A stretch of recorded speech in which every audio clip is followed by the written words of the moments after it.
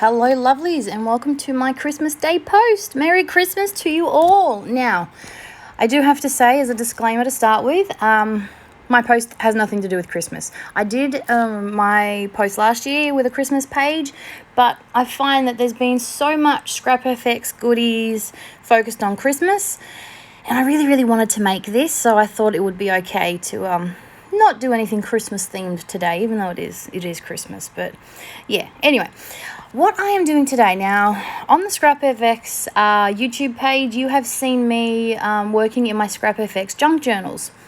I've recently bought a second one because the first one's filled. Now, I love books. I'm a nerd, and I'm a book nerd. So I actually love to have junk journals inside books that I found at the op shop. So as you can see, I'm gutting the book, and I'm going to make this the cover for my junk journals. So what I've done is I've taken out the pages. I do keep them, so nothing goes to waste. I use them in art pages, all sorts of things. And now I'm going to start putting it together. Now, this is a bit of a process. It did take me a while, but I also decorate it, and that's what I'm showing you as well. So there's lots of stuff happening in this video. So once I've gutted it, as you can see, the spine doesn't look very pretty. Now, I'm going to be sewing in my own signatures, which is my Scrap FX junk journals. And I just wanted to pretty that up. So literally all I did is I got a piece of the paper that came in the book, and I just glued it down with some gel medium. I find gel medium works the best for me for these. Normally I would decorate the front with scrapbook paper or scrapbook paper and cardstock usually, but I'm going a bit differently. I decided to turn, because it's a it's an art journal junk journal, I have decided to use some of my scraps from my Scrap FX stash. When I use the rice papers, I keep everything, nothing goes to waste. So these are a lot of the leftovers that I had. So I've decided to use them on my cover. So what I'm working on here will be my front cover. The blue part is my spine, and the left-hand side is my front cover, my back cover, words. So I'm just starting by adding some of my rice papers. I have a good collection of them. Like I said, I do have a lot of offcuts, scrap pieces, but then I've also got some, this one I loved and thought it was perfect. So I'm mostly going with black and white. There is that pop of colour on the side. I really loved that one off to the right. I should have put it on top of all this black and white, but I make it work because I end up going in with some paint. Now, I didn't think I would because, well, I just love the colours on that piece on the right-hand side, but I actually end up really loving how it comes together. So when I originally thought of this idea, I wanted to use one of the Frida dolls, because that's actually what gave me this idea. I wanted to use the Frida doll on the front cover. I don't actually end up doing that. So yeah, watch and see what happens there, but I do love how this turned out. So I'm just adding some more random offcuts from from the tissue papers. I'm using gel medium underneath and on top, so it acts as sort of like a sealer, sort of like it seals it, but it also gives it extra protection, so it's not going to lift and come off my cover. And then I'm getting a good old craft knife, and I'm trimming around the edges. So I'm getting rid of all the overhang. As you can see, I wasn't very particular when I laid it down. I just threw it all down. Ideally, wait till this is dry before you do this. I'm the most impatient person on earth, and I won't. So what I did is I wanted to blend this together a little bit. So as you can see, I've got big chunks here and there, especially on the back cover. So by adding a little bit of gesso, it's very watered down, so you can still see what's going on behind. It just sort of helps it all, push it backwards and blend it all together. And so that sort of gives me a really good base to start from. I do get a wet wipe and go over the coloured areas a bit because I did want that colour to come through. And that is what has inspired this part. I decided to add a little bit of paint. Lots and lots of lots and lots of water to make it very fluid.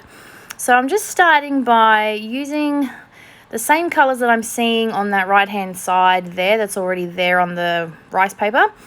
And then I just sort of go to town. I am dabbing at it to try and make it lighter because I am drawing inspiration from that piece. But then, you know what? I just go to town. I'm very, very happy with how it turned out because I did not add paint to all of it, which is usually what I do.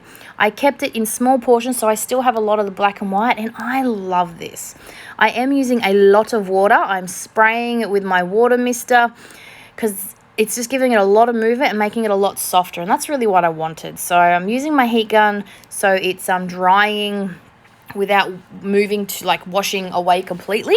So I'm drying it in between, and then I'm going in with some more water, some more color, until I'm happy with how it looks. So once I've finished and I'm happy with it, now I'm a good girl and I let it sit overnight. This is probably the best thing to do if you're going to add anything on top, because you do want it to sort of cure basically. So I want all that gel medium to set, make sure all my layers are nice and firm, and it gives me a good base to place some more basically. So as always, when I use my stamps, I do tend to use paint. You'll be surprised, I actually use ink in a minute, but I found a really good ink pad that works. So, a little tangent there. I picked up some navy blue because, again, I'm going with the colours that I've drawn from that little piece. And I'm using a new stamp set from the last release. But what I really wanted was big X's, and I couldn't find them. Sure enough, after I'd done the little ones, I found it, didn't I? And that's what I wanted in the bold black, because I did keep it very monochromatic. No, monochromatic's not the word. I did keep a lot of white space. I knew I wanted that black to really just pop off that page, and I wanted something big and bold. So I used a Memento ink pad, and it worked beautifully. And then, because I can't help myself, and it is an art journal, I'm going in with some splatters, and I'm splatting some of that navy blue. Honestly, I splatter most of the time because I can't leave any paint out, and there'll still paint on my gel plate, which I use as a palette. And so, yeah, I just smushed it, flung it around all over the joint. Actually, the rest of it, I think I cut out of this video, but the rest of it I put on pages in my new junk journal, just to give it a bait. Nothing goes to waste. If I've got paint, I'm going to just put it on random pieces of paper, random junk journals, random art journals, and just use it up. So this is where I was going to use Frida, but I really do love the graffiti dudes. They just speak to me. They really do. So I ended up using one of them, but it works. The colours work really well, so I was happy with that. And I thought about giving him wings, but nah, wasn't happy with that. So I ended up just cutting out like a little paper crown out of some scrap paper that I've just got in a drawer. I'm going to use a paint pen to outline that because I love my paint pens. And I'm pretty sure, oh no, I'm going to add a quote, and then that's my cover done. So that's the part one of my video basically of making my cover. Now I'm going to show you how I stitch my signatures in. This is the fun part. Well, no, that was the fun part too, but you know what I mean. So basically what you're left with is a cover, a hardcover book. Now I'm going to stitch my own signatures in. I make it look complicated, and if I try to explain it to you, I'm fairly certain I will confuse you. Everything you need to do this actually comes... Okay, the instructions you need to stitch this together come with the journal when you buy it from Scrap FX, so that helps. This little piece of paper I have is basically my guideline. This is the length of my book. I was in a bit of a rush, so it's not perfect, which is why I think if you try and follow this video, it will not work. It'll be disastrous.